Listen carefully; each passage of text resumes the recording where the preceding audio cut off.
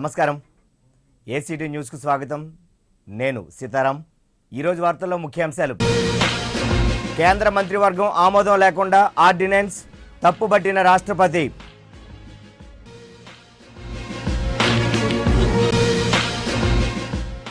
ప్రకాశం బ్యారేజీకి జలకళ, 8 గేట్ల ఎత్తివేత, నీటి విడుదల.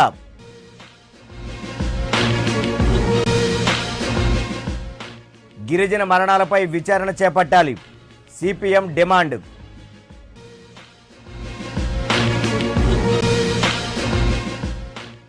దేశవ్యాప్త సమ్మెను విజయవంతం చేయండి, కార్మిక సంఘాల పిలుపు.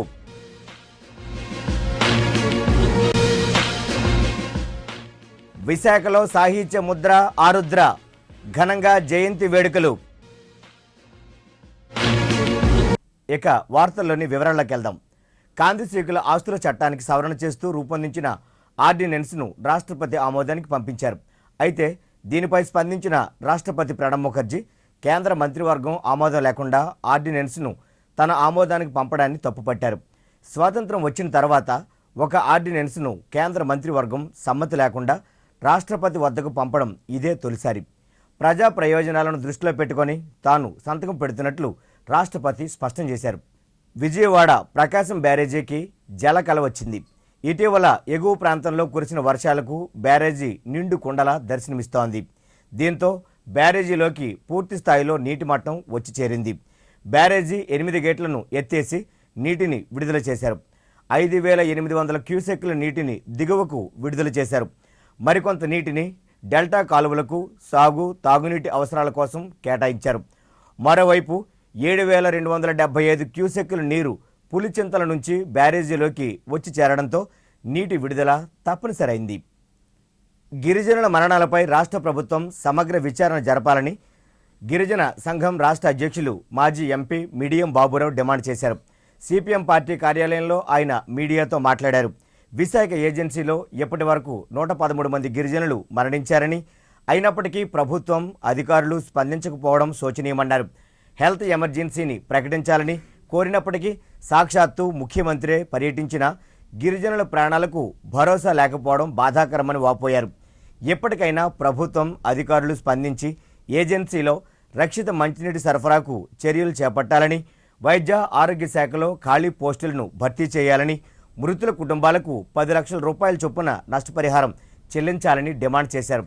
113 మందిని విశ్లేషించిన అత్యధిక శాతం 66 మంది మహిళలు ఉన్నారు. దాదాపుగా 23 మంది 10 ఏళ్ల లోపు పిల్లలు ఉన్నారు. 22 మంది 50 ఏళ్ల పైబడినటువంటి వాళ్ళు ఉన్నారు. ఈ ఏజ్ గ్రూపే ఏదన్నా జబ్బు వస్తే తట్టుకోలేనటువంటి పరిస్థితిలో ఉన్నారనేటువంటిది దీన్ని బట్టి అర్థమవుతా ఉంది. ప్రభుత్వం ముఖ్యంగా మెడికల్ డిపార్ట్మెంట్ వారు మలేరియా మరణాలు లేవని చెప్పేసి చెబుతున్నారు. ఇది వాస్తవం కాదని నేను స్వయంగా హుకుంపేట, పాడేరులో క్యాంపుల్లో పాల్గొన్నాను. ఆర్డిఎక్స్ ద్వారా మేము టెస్ట్ చేసాం. సో ఆ టెస్ట్లో ఫాల్సిఫైర్ మలేరియా ఉన్నట్టుగా ధృవపడతా ఉంది. కాబట్టి మలేరియా మరణాలు ఏవైతే మేము నమోదు చేశామో అవి తగినంతటి ల్యాబొరేటరీ సపోర్ట్ తోటి చేశాం. అది మామూలుగా వినికిడి ద్వారా చెప్పింది కాదు. అందువలన ఈ మొత్తం ఏజెన్సీలో జరుగుతున్నటువంటి అనారోగ్యంలో జరుగుతున్నటువంటి మరణాల మీద ఒక సమగ్రమైనటువంటి విచారణ జరిపించాలని చెప్పేసి ప్రభుత్వాన్ని నేను డిమాండ్ చేస్తున్నాను. కేంద్ర రాష్ట్ర ప్రభుత్వాల కార్మిక వ్యతిరేక విధానాలకు వ్యతిరేకంగా సెప్టెంబర్ 2వ తేదీన జరుపు తలపెట్టిన దేశవ్యాప్త సమ్మెను జయప్రదం చేయాలని విశాఖ ఆటో రిక్షా కార్మిక సంఘాల ఐక్యవేదిక ప్రతినిధులు సత్యనారాయణ, ఎస్కే రెహమాన్లు పిలుపునిచ్చారు. సిఐటియు కార్యాలయంలో ఏర్పాటు చేసిన మీడియా సమావేశంలో వారు మాట్లాడారు. ఆటో రిక్షా కార్మికులు తమ సమస్యల పరిష్కారం కోసం ఈ బంద్లో పాల్గొంటారని వెల్లడించారు. నగరంలో సుమారు 40,000 మంది ఆటో డ్రైవర్లు ఉన్నట్లు గుర్తు చేశారు. వీరిపై నూతన రోడ్డు రవాణా భద్రతా చట్టం పేరుతో కేంద్ర రాష్ట్ర ప్రభుత్వాలు కేసులు పెట్టేందుకు వేలకు వేల రూపాయలు అపరాధ రుసుం వసూలు చేసేందుకు, అలాగే లైసెన్సులు కూడా రద్దు చేసేందుకు కుట్రలు పన్నుతున్నారని చెప్పారు. ఐక్య పోరాటం ద్వారా ఈ చట్టాన్ని అడ్డుకోవాల్సిన బాధ్యత ఆటో కార్మికుల అందరిపైన ఉందన్నారు. ఆటో కార్మిక సంఘం ఏదైతే ఉందో ఈ సంఘాలుగా మనం గత చాలా రోజులు బట్టి నగరంలో పార్కింగ్లు ఏర్పాటు చేయాలని చెప్పేసి అడుగుతున్నాం. అయినా పార్కింగ్లు ఏర్పాటు చేయకుండా డేంజరస్ పార్కింగ్ అని చెప్పేసి పేరట వేలాది రూపాయలు అపరాధ రుసుముల పేరిట వసూలు చేయడం జరుగుతుంది. ఇదే కాకుండా నూతన రోడ్డు రవాణా చట్టాన్ని తీసుకొని వచ్చి మొత్తం మోటారు వాహనం నడిపిన ప్రతి ఒక్కరి మీద కూడా దాడి జరిపే విధంగా కొత్తగా చట్టాన్ని తీసుకొస్తున్నారు. దీనికి ప్రధానంగా యాక్సిడెంట్ నివారణ చేయడం కోసం ఈ చట్టం తీసుకొస్తున్నారని చెప్తున్నారు. యాక్సిడెంట్ నివారణ కోసం అపరాధ రుసుము పెంచేసి జైల్లో బుక్కేసి లైసెన్స్ సస్పెండ్ చేసేసి నానా హింసలు పెట్టేసినంత మాత్రం యాక్సిడెంట్ తగ్గవు. దాని ప్రధాన కారణాలు గమనించాలని చెప్పేసి కూడా మనం ఆరుద్ర రచనలు ఎప్పటికీ ప్రజల గుండెల్లో చిరస్థాయిగా నిలిచిపోతాయని Andhra university registrar Velagapudi Umamaheswararao, Bharatiya Janata party నగర అధ్యక్షుడు M Nagendra, Ghantasala sports and cultural association గౌరవ అధ్యక్షులు ఎస్ఎన్కే మహంతులు పేర్కొన్నారు. ఆరుద్ర 91వ జయంతి సందర్భంగా బీచ్ రోడ్లోని ఆయన విగ్రహానికి పూలమాలలు వేసి జోహార్లర్పించారు. అనంతరం వారు మాట్లాడుతూ కమ్యూనిజం భావాలున్న ఆరుద్ర ప్రజా సమస్యలను ప్రతిబింబించే పలు రచనలు చేశారని కొనియాడారు. కవి, రచయితగానే కాకుండా సినీ రంగంలోనూ అమోఘమైన సేవలందించారని గుర్తు చేశారు. విశాఖ నగరంలో జన్మించి విజయనగరంలో స్థిరపడిన ఆరుద్ర అసలు పేరు భాగవతుల సదాశివ శంకర శాస్త్రి అని తెలిపారు. ఈ కార్యక్రమంలో అసోసియేషన్ వ్యవస్థాపక అధ్యక్షుడు చెన్నా తిరుమలరావు, రచయితలు మార్టుపూడి నాగేశ్వరరావు, జాలాది విజయ తదితరులు పాల్గొన్నారు. వారు చిన్నప్పటి నుండి కూడా కమ్యూనిజం భావజాలం వైపు ఎక్కువ ప్రేరేపితులై ఉన్నారు. కాబట్టి వారి రచనలో కూడా ప్రజల యొక్క అవసరాలు, వారి యొక్క ఇబ్బందులు ప్రతిబింబిస్తూనే ఉంటాయి. సో వారి మేనల్డు శ్రీశ్రీ గారు కూడా మనకు తెలుసు. వీరిద్దరూ ఒకే కాలంలో ఈ రంగంలోకి ప్రవేశించడం, వీరిద్దరూ డిఫరెంట్ యాంగిల్స్లో, భావజాలం ఒకటైనప్పటికీ డిఫరెంట్ యాంగిల్స్లో వీరిద్దరూ ప్రజల మన్ననలు పొందే విధంగా అనేక రచనలు చేయటం జరిగింది. సినీ రంగంలో కూడా వీరి ముద్ర అమోఘం. అనేక పాటలు అటు కేవి మహాదేవన్ గారు అవ్వచ్చు, ఇంకొకరి ద్వారా అవ్వచ్చు, ఎవరైనా సరే మ్యూజిక్ డైరెక్టర్ల ద్వారా వీరు అందించినటువంటి పాటలు ఏవైతే ఉన్నాయో ఇప్పటికీ కూడా మనందరి మనసుల్లో మారుమోగుతూనే ఉన్నాయి. ఇప్పుడొక వాణిజ్య విరామం. బ్రాడ్బ్యాండ్ ఒక చరిత్ర. ఫైబర్ నెట్ కు స్వాగతం. పరిచయం చేస్తున్నాం అపరిమితమైన 20 Mbps కేవలం 999 రూపాయలకే.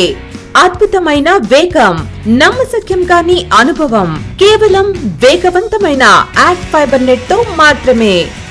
428400 కి కాల్ చేయండి లేదా యాడ్ ఫాస్ట్ ని 56677 కి SMS చేయండి. ఉత్తరాంధ్ర ప్రజల ఆరోగ్య ప్రధాయిని కింగ్ జార్జ్ ఆసుపత్రిలో 5 కోట్ల రూపాయలతో నిర్మించి తలపెట్టిన అండర్ గ్రౌండ్ డ్రైనేజీ పనులకు మంత్రి గంటా శ్రీనివాసరావు శంకుస్థాపన చేశారు. ఈ సందర్భంగా గంటా మాట్లాడుతూ కేజీహెచ్లో ఒక్కటొక్కటిగా సదుపాయాలను మెరుగుపరుస్తున్నామని చెప్పారు. రోగులకు మెరుగైన వైద్య సేవలు అందించడానికి అన్ని చర్యలు చేపడుతున్నామని గుర్తు చేశారు. అండర్ గ్రౌండ్ డ్రైనేజీ అందుబాటులోకి వస్తే పారిశుధ్యం మెరుగుపడుతుందని పేర్కొన్నారు. కార్యక్రమంలో పార్లమెంటు సభ్యులు కంబంపాటి హరిబాబు, దక్షిణ నియోజకవర్గం శాసనసభ్యులు వాసుపల్లి గణేష్ కుమార్, ఇన్ఛార్జ్ సూపరింటెండెంట్ అర్జున్ తదితరులు పాల్గొన్నారు. రూపాయలతోటి డ్రైనేజీ, దీంతో ముఖ్యంగా కేజీహెచ్లో ఉన్న ప్రధాన సమస్య ఈ డ్రైనేజీ అనేది ఇప్పటిదాకా ప్రధాన సమస్య. దానికి సొల్యూషన్ మనం చూపించగలుగుతున్నాం. ప్రత్యేకించి ఈరోజు మన సూపరింటెండెంట్గా ఉన్న మధుసూదన్ గారు రిటైర్ అవుతా ఉన్నారు. ఆయన ఆధ్వర్యంలో గత కొన్ని నెలలుగా, సంవత్సరాలుగా హాస్పిటల్లో ఎనలేని సేవలు అందించారు. ఆయనకి మనస్ఫూర్తిగా అభినందనలు కూడా తెలియజేసుకుంటూ ఆయన రిటైర్మెంట్ లైఫ్ పీస్ఫుల్గా, హ్యాపీగా ఉండాలని చెప్పి కూడా ఈ సందర్భంగా కోరుకుంటూ, ఇప్పటికే వైద్యపరంగా మనల్ని మనం ఒక మెడిటెక్ పార్కు కూడా ఇక్కడ మనం ఫౌండేషన్ వేసుకున్నాం. భారతదేశంలోనే మొట్టమొదటిసారిగా ఎటువంటి పార్కు ముఖ్యమంత్రి చేతుల మీదుగా మనం ఆ రోజు ఫౌండేషన్ వేసుకున్నాం. దాన్ని 1 yearలో కంప్లీట్ చేయడం కోసం కూడా టార్గెట్ పెట్టుకోవడం జరిగింది. దాదాపు 250 మంది ఇన్వెస్టర్స్ కూడా ఆ రోజు మీటింగ్లో కూడా పాల్గొన్నారు. వాళ్ళందరూ కూడా వాళ్ళ సంస్కృతి కూడా వ్యక్తపరిచారు. తిరిగి వార్తల్లోకి. ప్రజా సమస్యల పరిష్కారం కోసం దక్షిణ నియోజకవర్గం శాసనసభ్యులు వాసుపల్లి గణేష్ కుమార్ జరుపుతున్న వార్డు పర్యటనలు కొనసాగుతున్నాయి. అందులో భాగంగా 20, 21వ వార్డుల్లోని పలు ప్రాంతాల్లో ఆయన పర్యటించారు. కేజీహెచ్ సమీపంలోని వార్డు బాయ్స్ కాలనీ, తాడివీధి ప్రాంతాల్లో రోడ్లు, డ్రైన్లు, పారిశుధ్య నిర్వహణ తీరును పరిశీలించారు. అధికారుల తీరు పట్ల ఆగ్రహాన్ని వ్యక్తం చేశారు. ప్రజలు తన దృష్టికి తెచ్చిన సమస్యలను సావధానంగా విన్నారు. కొన్నింటికి సంబంధిత అధికారులతో మాట్లాడి అక్కడికక్కడే పరిష్కారం చూపించారు. ఈ సందర్భంగా ఆయన మీడియాతో మాట్లాడుతూ ఆక్రమణలపై అధికారులు దృష్టి పెట్టకపోవడం వల్లే సమస్యలు ఉత్పన్నమవుతున్నాయని పేర్కొన్నారు. విద్యుత్, మంచినీటి సరఫరా, రోడ్లు, డ్రైన్లు, పారిశుధ్య నిర్వహణను మెరుగుపరచడం ద్వారా ప్రజల మన్ననలను పొందాలని అధికారులకు సూచించారు. అలాగనే ఎలక్ట్రికల్ ఈ కూడా ముఖ్యంగా జీఎం సంబంధించి అతను కూడా ఇంచుమించు ఒక 1 year నుంచి కూడా ఆ పోస్ట్ కూడా ఖాళీగా అట్టెపెట్టించారు. ఇది మూర్ఖత్వం అనిపిస్తుంది ఎక్కువగా. తర్వాత కోఆర్డినేషన్ కూడా సరిగ్గా లేదు. ఇంజనీరింగ్ వర్క్స్ అయితే మాత్రం చాలా నాసిరకమైన వర్క్స్. అలాగే వర్క్స్ కూడా ఏంటంటే చాలా ఏదో వాళ్ళ పాకెట్లో పెట్టుకొని పనిచేస్తున్న మాదిరిగా పనిచేస్తున్నారు. వీఆర్ వెరీ హ్యాపీ అని చెప్తున్నాను అనమాట. అది ఈ రకంగా ఉంటే మాత్రం చాలా సీరియస్గానే తీసుకుంటాం విషయాల్ని. ఇది మాకు ప్రభుత్వానికి చెడ్డపేరు తెచ్చేలాగా పనులు చేస్తే మాత్రం అధికారులను క్షమించేది లేదని చెప్పేసి చెప్తున్నాం. మరీ చెప్తున్నాం, వాళ్ళకి రిపీటెడ్గా చెప్తున్నాం. అయినా కానీ ఏంటంటే మరి ఎక్కడో లాలిచ్చి అయిపోతున్నారో ఏంటో తెలియదు. అనాథరైజ్లకి ఇల్లులు ముందుకొచ్చి కట్టేడాలు, కాలువలన్నీ కూడా కప్పేడాలు, ఇష్టాసారంగా రోడ్స్ అన్నీ కూడా ఎన్క్రోచ్మెంట్స్ చేసేడాలు, ఇవన్నీ కూడా కళ్ళ ముందు జరిగిపోతున్నా సరే అధికారులు స్పందించకుండా ఈ రకంగా బిహేవ్ చేస్తుంటే మరి ఇది ప్రజలందరూ కూడా ఏంటంటే డిస్సాటిస్ఫాక్టరీ గురవుతున్నారు. కేంద్ర రాష్ట్ర ప్రభుత్వాలు కార్మిక ప్రజా వ్యతిరేక విధానాలను అవలంబిస్తున్నాయని ఏఐటీయూసీ అనుబంధ ఆటో రిక్షా కార్మిక సంఘం రాష్ట్ర ప్రధాన కార్యదర్శి జి వామనమూర్తి దుయ్యబట్టారు. సెప్టెంబర్ 2వ తేదీన అఖిలపక్ష కార్మిక సంఘాల జరుపుతల పెట్టిన దేశవ్యాపిత బంద్లో ఆటో కార్మికులు పాల్గొంటున్నట్లు వెల్లడించారు.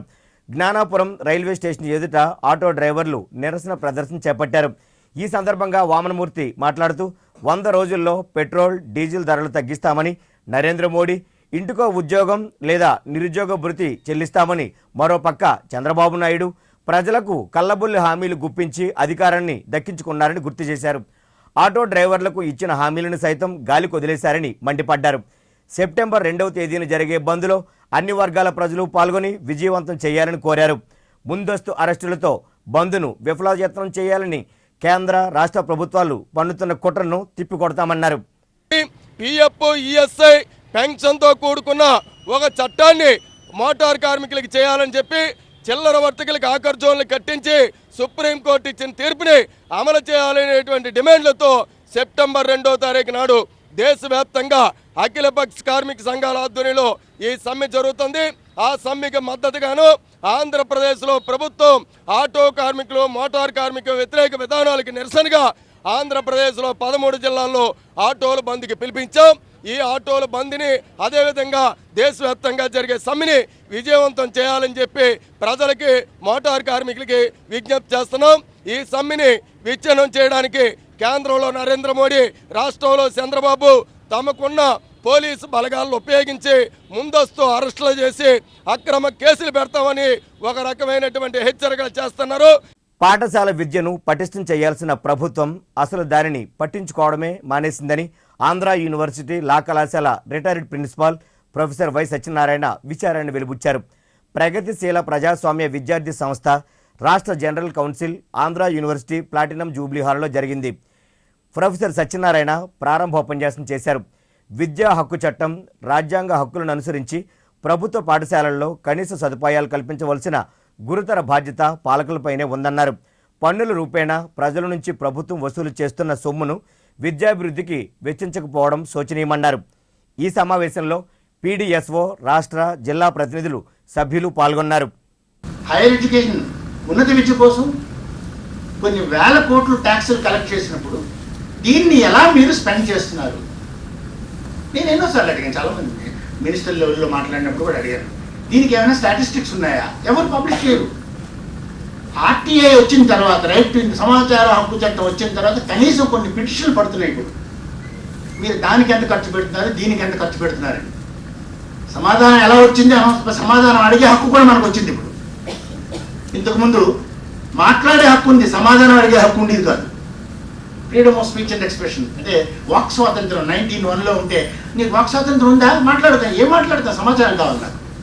ఇప్పుడు ఆ సమాచారాన్ని కూడా మనం సేకరించే హక్కు రైట్ టు ఇన్ఫర్మేషన్ యాక్ట్లో ఉంది.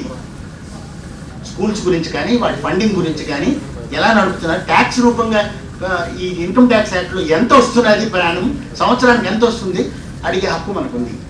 తెలుగు భాష పునరుజ్జీవం కోసం పరవస్తు పద్యపీఠం వ్యవస్థాపకులు పనిసైన సూరి జీవీఎంసీ గాంధీ పార్కులో చేపట్టిన 3 రోజుల ఉపవాస దీక్ష ముగిసింది. తెలుగుకు ప్రాచుర్యం కల్పించాలంటూ దీక్షలో భాగంగా చేపట్టిన సంతకాల సేకరణకు తెలుగు భాషాభిమానుల నుంచి విశేష స్పందన లభించింది. ఈ సందర్భంగా ఫణిసైన సూరి మాట్లాడుతూ పాలకులను నిందించడంలో వచ్చే ఫలితం ఉండదన్నారు. తల్లిదండ్రుల్లో మార్పు వస్తేనే తెలుగు భాషకు పూర్వ వైభవం వస్తుందని స్పష్టం చేశారు. ఆదివారం తెలుగు దినంగా పాటించి తల్లిదండ్రులు పిల్లలతో తెలుగులో మాట్లాడడం, రాయించడం వంటివి చేయిస్తే తప్పక తెలుగు బతుకుతుందన్నారు. నుంచి ఉపయోగం లేదు. మన భాషను కాపాడుకోవాలి అంటే ప్రభుత్వాలు చేయట్లేదు అంటే వాస్తవంగా ప్రభుత్వాలకు అవసరమే లేదు. ఎప్పుడు ప్రభుత్వాలు చేస్తాయంటే ప్రజలు కోరుకుంటే ప్రభుత్వాలు చేస్తాయి. అంతేగాని ప్రభుత్వాలు వాటంతటవి ఎటువంటి నిర్ణయాలు తీసుకోవు వేటి మీద, భాష సంస్కృతుల మీద. కాబట్టి ఆ జాతి ప్రజలు కోరుకుంటేనే ప్రభుత్వాలు తీసుకుంటాయి. ఈరోజు మనం తమిళనాడులో చూస్తున్నాం, మన బెంగాల్లో చూస్తున్నాం, మహారాష్ట్రలో చూస్తున్నాం. అక్కడ ప్రభుత్వాలు ఆ సంస్కృతికి, ఆ మాతృభాషకు పెద్దపీట వేస్తేనే ప్రభుత్వాలు నిలబడగలుగుతున్నాయి. కాబట్టి ఇక్కడ కూడా మనం తల్లిదండ్రుల మీద మాత్రమే మనం ఈ పోరాటం అనలేం, కానీ తల్లిదండ్రుల మీద మాత్రం నిరసనే. తల్లిదండ్రులు ఖచ్చితంగా మీరు మీ బిడ్డ చేత అమ్మా నాన్న అనిపించుకోండి, మమ్మీ డాడీ వదిలేసేయండి. అందులో మాత్రం ఎటువంటి సందేహం లేదు, ఇంకా వేరే ఆలోచన లేదు. మీరు మమ్మీ డాడీలు వదిలేయాలి, అమ్మా నాన్న అనిపించుకోవాలి. మొట్టమొదట మన ఇంటి నుండే మన భాష యొక్క వైభవం ప్రారంభం కావాలి అని వాళ్ళకి విన్నవించుకోవడానికి మనం ఈ దీక్షా కార్యక్రమాన్ని చేపట్టాం. తల్లిదండ్రులు కూడా దయతోటి, తల్లిదండ్రులు కావచ్చు, విద్యార్థులు కావచ్చు, పెద్దలు కావచ్చు, అందరూ కూడా దయతోటి ఈ కార్యక్రమాన్ని ఆదరిస్తున్నారు.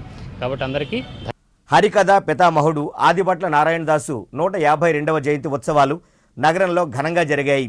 ఈ ఉత్సవాల్లో భాగంగా బీచ్ రోడ్లోని ఆయన విగ్రహం వద్ద శ్రీ ఆదిభట్ల కళాపీఠం క్షీరాభిషేకం నిర్వహించింది. పీఠం వ్యవస్థాపకురాలు కోలపల్లి కళ్యాణి, కళాభారతి కార్యదర్శి రాంబాబు, హరికథ కళాకారులు లక్ష్మీనారాయణ, అన్నపూర్ణ, సింహాచలం, కనకదుర్గలు పాల్గొన్నారు. ఈ సందర్భంగా పీఠం వ్యవస్థాపకురాలు కళ్యాణి మాట్లాడుతూ గత 6 ఏళ్లుగా నారాయణదాసు జయంతి ఉత్సవాలను నిర్వహిస్తూ వస్తున్నట్లు చెప్పారు. గత ఏడాది హైదరాబాదులో 114 గంటల పాటు నిర్విరామ హరికథ కళాక్షేపం చేసి లిమ్కా బుక్ ఆఫ్ రికార్డు సృష్టించినట్లు తెలిపారు. తమ పీఠం ద్వారా హరికథ ప్రాచుర్యానికి విశేష కృషి చేస్తున్నట్లు వెల్లడించారు. మీ మాధ్యమాల వల్ల మీరు చెప్తే అందరూ వచ్చి వింటారు, పిల్లలు వింటారు. దానివల్ల లోకానికి నిజంగా లోక కళ్యాణం ఎన్నో జరుగుతాయంటే అందులో కూడా ఇదొక మంచి కార్యం. కాబట్టి అందరూ దయచేసి తప్పకుండా రావాల్సిందిగా ఈ 3 రోజుల ఉత్సవాలు జయప్రదం చేయండి. ఇప్పటికి ఈరోజు సాయంత్రం కె విశ్వనాథ్ గారు కూడా మా కళాపీఠానికి విచ్చేయడం, కళా తపస్వి, మాకు చాలా ఆనందంగా ఉంది. మా బాబాయ్ గారు ఇంకా ఎప్పుడూ ప్రతి సంవత్సరం దాసు గారి ఉత్సవం అంటే ఆయన లేకుండా జరగదు, ఆయనతోనే ఆరంభం. ఈరోజు జీవిత బీమా సంస్థ ప్రస్థానానికి 60 ఏళ్లు పూర్తయ్యాయి. ఈ సందర్భంగా వజ్రోత్సవాలను నిర్వహించుకుంటోంది. అందులో భాగంగా సంస్థ విశాఖ డివిజన్ కార్యాలయంలో ఏర్పాటు చేసిన మీడియా సమావేశంలో senior divisional manager K Muralidhar, marketing manager పట్నాయకులు గత ఆర్థిక సంవత్సరంలో డివిజన్ సాధించిన ప్రగతిని వివరించారు. 2.70 లక్షల పాలసీలతో సౌత్ సెంట్రల్ జోన్లో విశాఖ డివిజన్ ప్రథమ స్థానంలో నిలిచినట్లు చెప్పారు.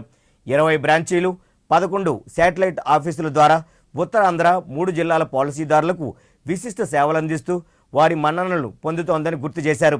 అత్యంత ఆదరణ పొందిన new Jeevan Anand, new endowment, Janrakshak పాలసీలను జోన్లోనే అత్యధికంగా చేయించిన ఘనత కూడా విశాఖకే దక్కిందని పేర్కొన్నారు. సేవా కార్యక్రమాల నిర్వహణలోనూ జీవిత బీమా సంస్థ ముందుంటుందని గుర్తు చేశారు.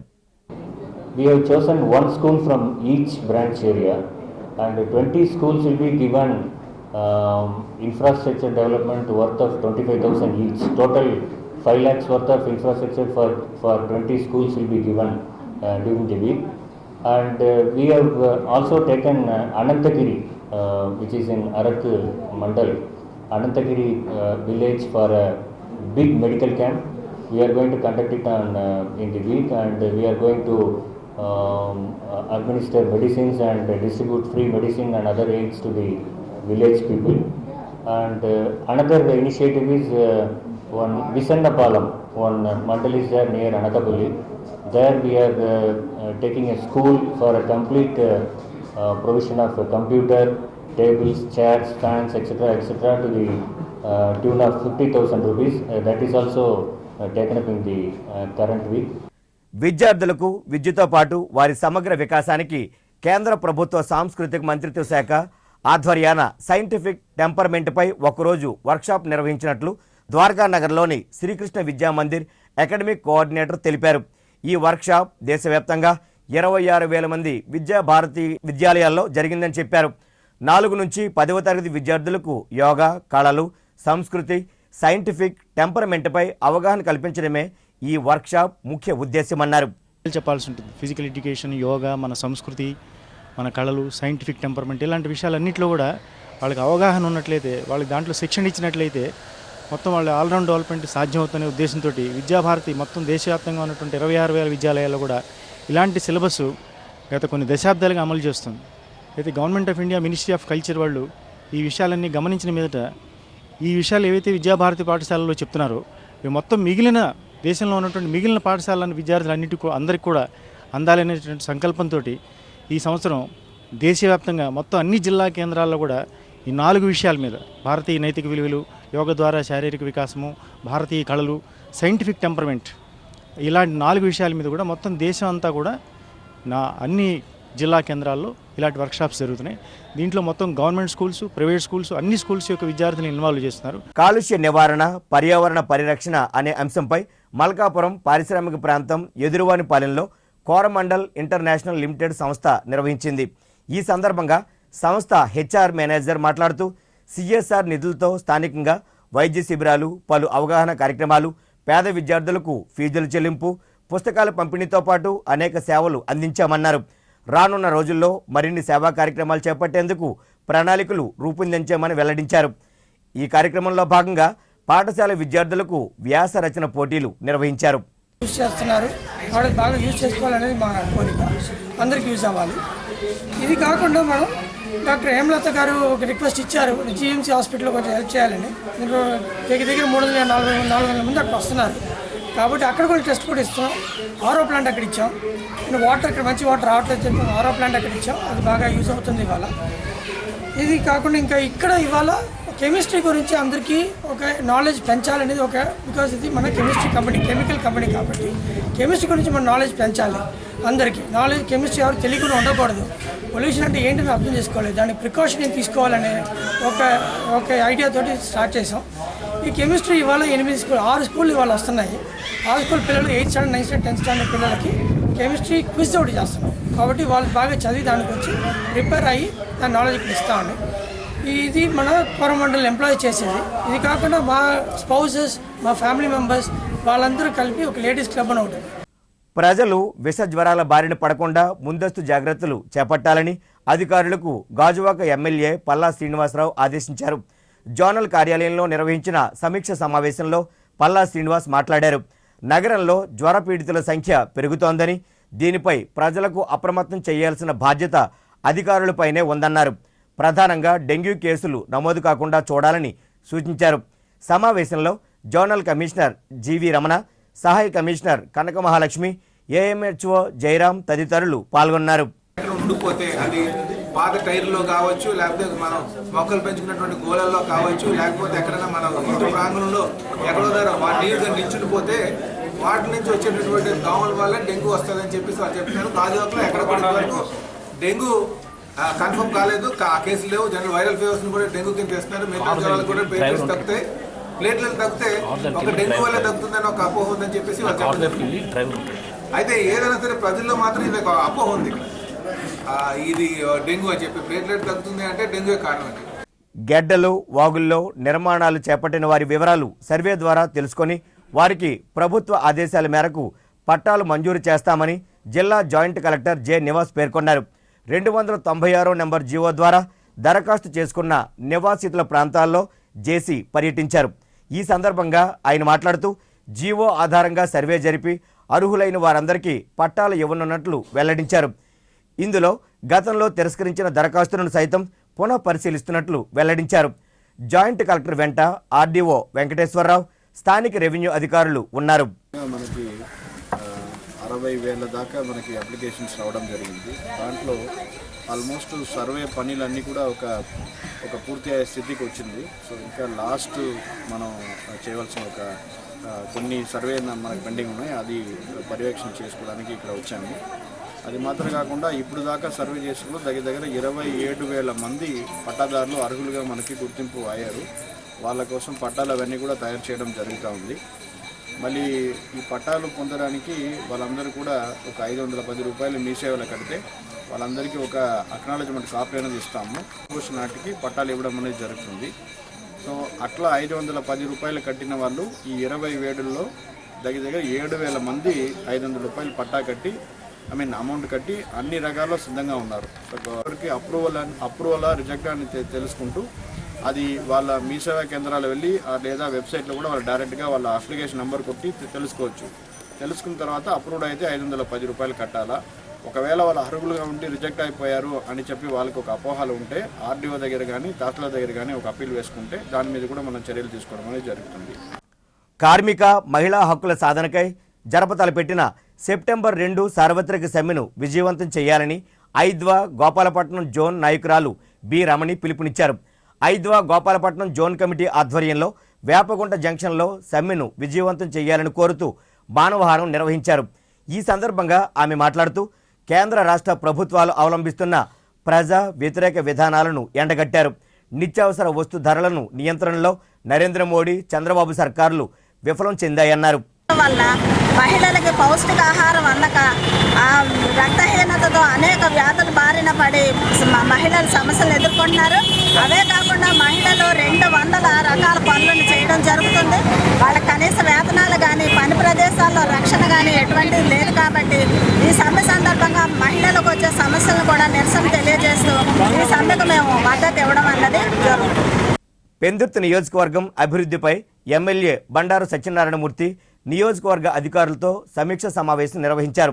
జోన్ 6 కార్యాలయంలో జరిగిన ఈ సమావేశంలో నియోజకవర్గంలో ఇప్పటి వరకు చేపట్టిన అభివృద్ధి పనులు ఇంకా పూర్తి కాని పనులపై అధికారులతో చర్చించారు. పెండింగ్ పనులను త్వరితగతిన పూర్తి చేసి తనకు మంచి పేరు తీసుకురావాలని కోరారు. ప్రవీణ్ కుమార్ హయాంలో నియోజకవర్గంలో చాలా వరకు అభివృద్ధి పనులు చేపట్టినట్లు బండారు సత్యనారాయణమూర్తి గుర్తు చేశారు. ఈ కార్యక్రమంలో జోన్ 6 కమిషనర్ నల్లి Shivaji, ACP Rammohan Rao, ADP Prasad, SS Kumar Prasad తదితరులు పాల్గొన్నారు. కూడా స్పీడప్ చేస్తున్నాం. ఇంతకుముందు కంటే మీరు చూసారు, ఇంతకుముందు అయితే జీఎంసీలో మా వర్క్స్ అని డిలే ఉండే, పేమెంట్స్ కూడా బాగా డిలే ఉండేవి. గత కమిషనర్ ప్రవీణ్ కుమార్ వచ్చిన తర్వాత ఫండ్స్ మొబిలైజేషన్ బాగా జరిగింది. వర్క్స్ కూడా చాలా ఫాస్ట్గా అవుతున్నాయి. ఎక్స్పెన్స్ కూడా బాగా బుక్ అవుతుంది. మేము కూడా బెంచ్ మార్క్ వేసుకొని ప్రతి 2-3 నెలలకు ఒకసారి వర్క్స్ అన్ని క్లోజ్ చేసుకుంటూ అవసరం రీటైలర్ పిలుస్తూ స్పీడప్ చేయడం జరుగుతుంది.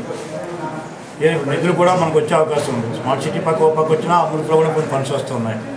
గవర్నమెంట్ కూడా కొన్ని ఫండ్స్ ఇస్తున్నాయి.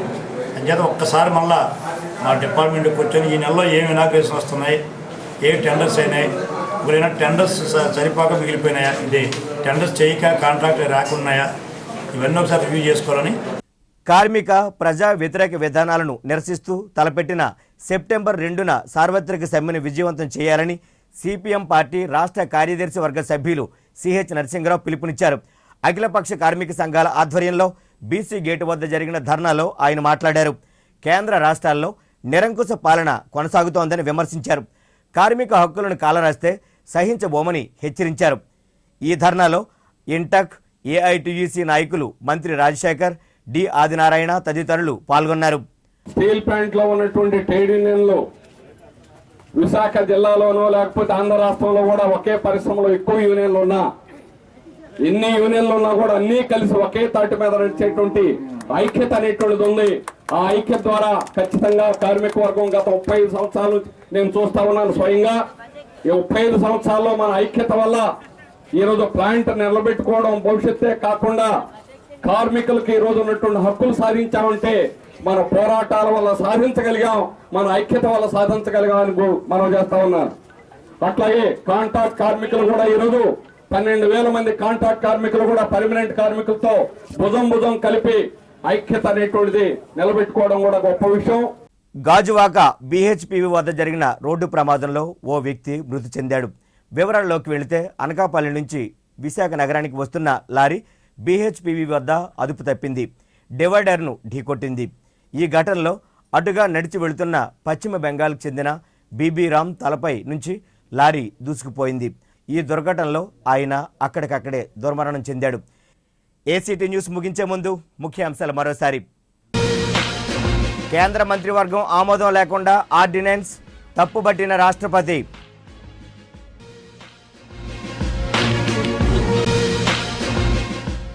ప్రకాశం బ్యారేజీకి జలకళ, 8 గేట్ల ఎత్తివేత, నీటి విడుదల.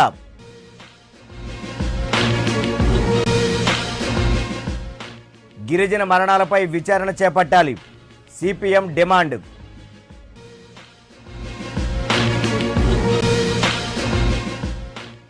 దేశవ్యాప్త సమ్మెను విజయవంతం చేయండి, కార్మిక సంఘాల పిలుపు.